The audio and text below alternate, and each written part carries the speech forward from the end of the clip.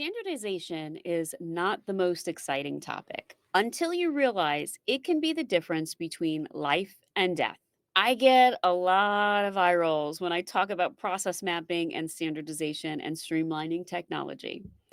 In industries like mining, construction, manufacturing, freight forwarding, transportation, and even the medical field, one small deviation from the standard can actually have catastrophic consequences. So let's talk about why taking standardization seriously isn't just about efficiency, it's also, in this case, about saving lives. Now that I have your attention, I want to talk about the reality of high risk industries. In mining and construction, a misstep in safety protocols can actually lead to a structural collapse. In manufacturing, inconsistent machine calibration can actually result in defective products or worse, workplace injuries. In industries like freight forwarding and transportation, failing to standardize load balancing and weight distribution can cause accidents on the road. And in healthcare, inconsistent procedures can mean the wrong medication or improper surgical techniques. The risks are real. And yet, too often, companies overlook the power of standardization because they see it as bureaucratic red tape rather than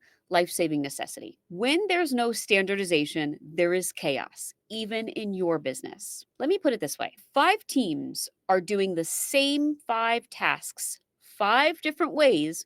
What happens? Errors multiply, safety is compromised, productivity takes a hit, and the worst case, lives are lost. I'll give you a real world example. You may actually remember this one. It actually happened back in 2010, which seems like an eternity ago, but it did make the news.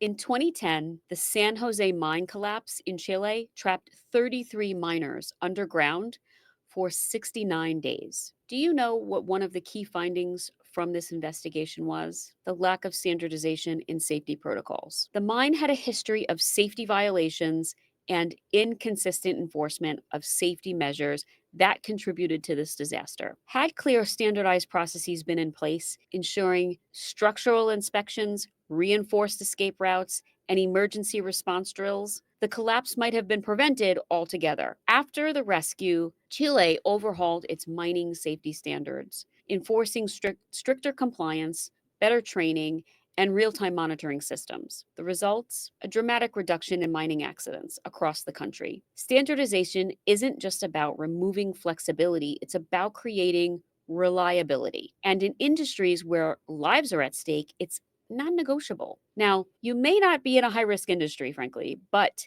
the same concept still applies to you as well. Now, I want to talk about some of the misconceptions about standardization. I remember talking to somebody at a networking event not too long ago, and this person was very curious about what I do for a living. And I use the word standardization to describe what process improvement is or operational excellence. Neither word I expect anyone to know. And she said, "Oh, so people like you are the reason creatives are held back." Actually, no, not at all.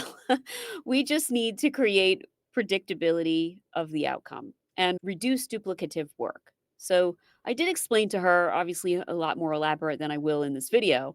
But standardization is not put in place to hinder creativity or to make everybody a bunch of robots. It's actually just about predictability of the outcome. So, to be honest, a lot of companies resist standardization because they think it will slow us down. We've always done it this way, or our people are experienced. They don't need rules. But experience doesn't replace consistency. Think about the medical field. Okay. Would you trust a hospital where each surgeon had their own version of how to sterilize instruments? Of course not, right? Because in medicine, one wrong move doesn't just delay a project, it can cost a life. The same idea applies across other industries. We may not be thinking about saving a life, but yes, you want the outcome to be predictable. I'll give you three ways to implement standardization that actually work. So, how do you get standardization right without turning your company into a rigid, bureaucratic nightmare? The first is, and you may have already seen this coming, is to map out your processes. Now, you can't standardize what you don't fully understand. I know I say that all the time, but it is very true. Document your workflows. Identify where variability creates risk. The second here is train and reinforce. A policy that no one follows is just words on paper. Invest in ongoing training and ensure everyone understands why this standard exists. Okay.